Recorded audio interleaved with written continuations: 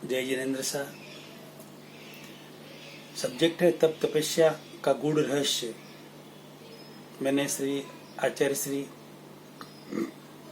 महाश्रवण जी से अनुरोध किया कि गुरुदेव, तप तपस्या के नाम पर कषाय कम होने की बजाय कषाय बढ़ रहे हैं, कषाय पुष्ट हो रहे हैं।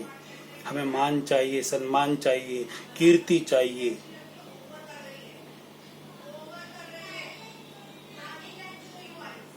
हमें आगे स्टेज पर कोई बुलाए, हमें साल ओढ़ाए, माला पहनाए, हमारी जय जयकार करे। ये भाव किसी भी तपस्या के पीछे 28 करे, 15 करे, मास खमन करे या और बड़ी तपस्या करे या कोई भी तपस्या, भाव तो मैक्सिमम लोगों के होते ही है। सारे आ गए उसमें, संत महंत भी आ गए, श्रावक श्राविका भी आ गए, मैक्सिमम आ गए लगभग। अपवाद तो हर जगह होता ही है, जो रियल में कोई मोक्ष मार्गी भी होंगे। तो गुरुदेव, ये सब क्या हो रहा है? जो अधोगति की ओर बढ़ रहे हैं तपस्या करके भी, तो उन्हें पता ही नहीं है कि हम अधोगति की ओर बढ़ रहे। इस रियलिटी को जो आप प्रवचन फरमा रहे हैं, 5-5, 10-10 हजार, 15-15 हजार पब्लिक में, उस समय इस रियलिटी को बताएं कि इस तरीके से आप अधोगति में जा रहे हैं। मान पाने की चाहत से, अपनी कीर्ति की चाहत से।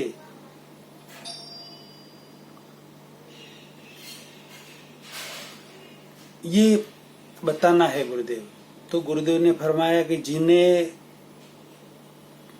मान का पता चलेगा कि हमारा मान बढ़ गया है, वो खुद अपने आप प्रायश्चित कर लेंगे। मैंने कहा, गुरुदेव, मैं पब्लिक में रहता हूँ, आप भी रहते हैं, आपको भी पता है और मुझे भी अच्छी तरह से पता है। मैंने हजारों लोगों से बात की है, उनका कहना यही था कि हम जो त्याग तपस्या कर रहे हैं उसके लिए हमें मान तो चाहिए। मैं मेरे एक रिलेटिव की ही बात कर रहा हूँ, नाम नहीं लेना चाहता। उनको मैंने पूछा, आपने 28 की, वो आए थे नंदनवन में, यदि आपके पारने में आपने सबको बुलाया, मुझे भी बुलाया, मैं आया, यदि मैं नहीं आता तो आपको कैसा लगता? कि मुझे अच्छा नहीं लगता। यदि आपकी कोई साता न पूछे तो आपको कैसा लगता? कि मुझे अच्छा नहीं लगता। आपने तपस्या क्यों की? तपस्या तो कर्म काटने के लिए की। तो मैं क्यों, ये अच्छा नहीं लगता, पारने में कोई नहीं आए तो अच्छा नहीं लगे, साता नहीं पूछे तो अच्छा नहीं लगे, आगे कोई नहीं बुलाए तो अच्छा नहीं लगे, साल नहीं ओढ़ाए, माला नहीं पहनाए तो अच्छा नहीं लगे।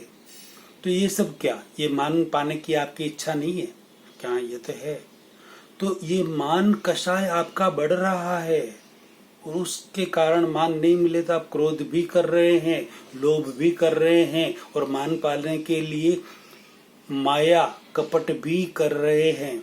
चारों चार कषाय आपके बढ़ रहे हैं कि जो भी हो वो हो, लेकिन मान तो हमें चाहिए।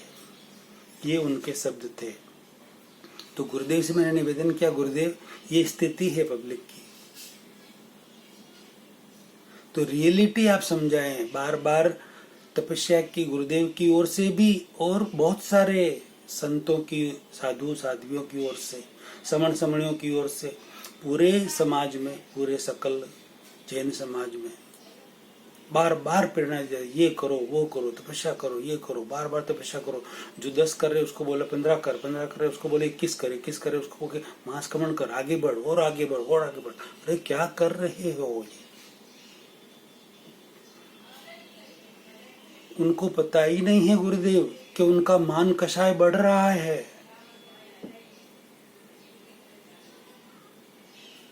उनको पता हो वैसा ही प्रवचन में आप फरमाएं और सारे साधु संत फरमाएं कि मान कषाय बढ़ रहा है तो उसके प्रायश्चित ले, वरना उनका भूखा रहना 1 दिन 5 दिन 10 15 महीना या 12 महीना सब बेकार है, अधोगति में जाएंगे।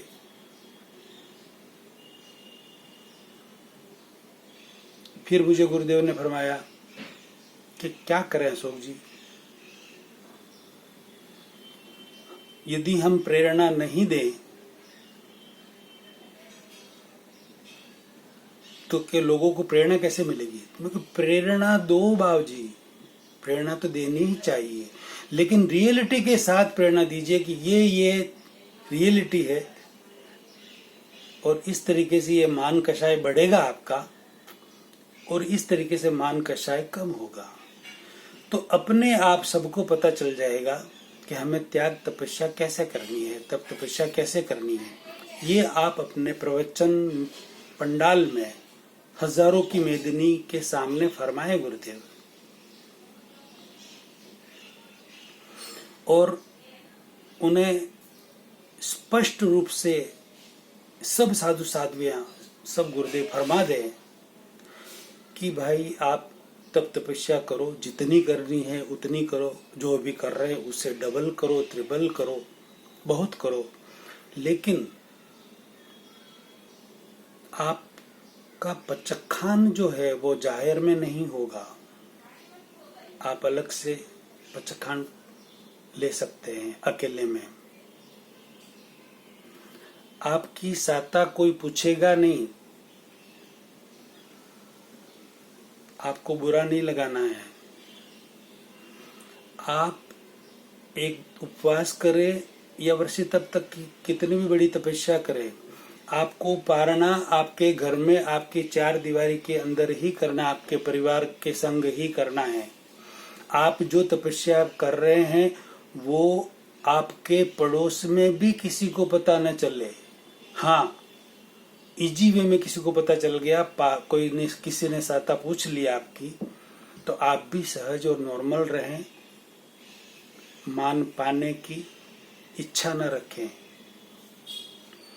और आपको यहाँ पर जाहिर में तपस्या का बहुमान सम्मान करना, तपस्या की अनुमोदना करना नहीं होगा। आपको स्टेज पर आगे नहीं बुलाया जाएगा, माला नहीं पहनाई जाएगी।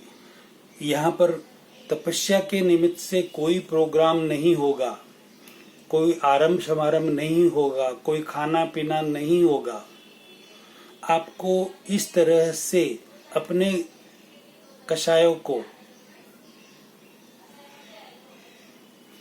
दूर करने के लिए यदि तपस्या कर सकते हैं तो आप अभी जितनी कर रहे हैं उससे डबल करें। बस इतना सा आप फरमा दीजिए।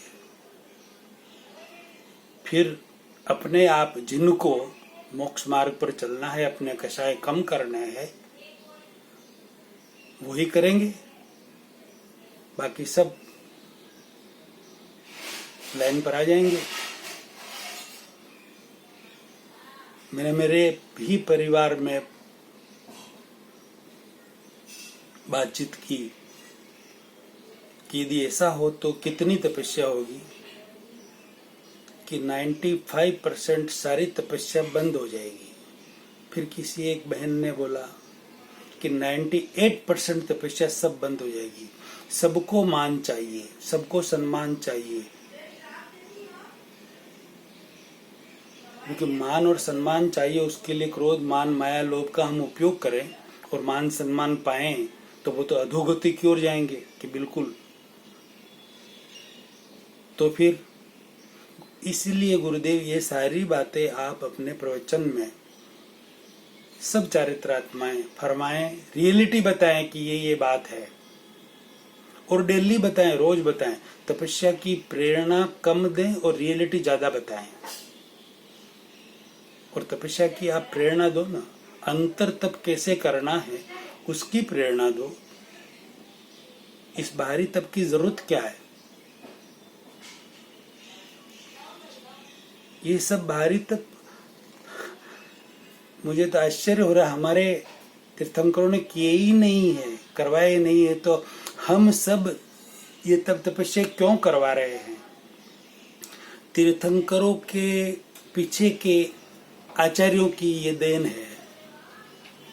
नए सिरे से तप तपस्या खड़ी करनी और तपस्या करवानी। भगवान ने तो नहीं कहा कि तपस्या करो। क्यों कर रहे हैं हम? किस लिए कर रहे हैं? और क्यों भूखे रह रहे हैं हम? आगे का प्रवचन अगले वीडियो में। वीडियो आपको अच्छा लगा हो तो जरूर शेयर करें, अपनी प्रतिक्रिया दें। जय जिनेंद्र।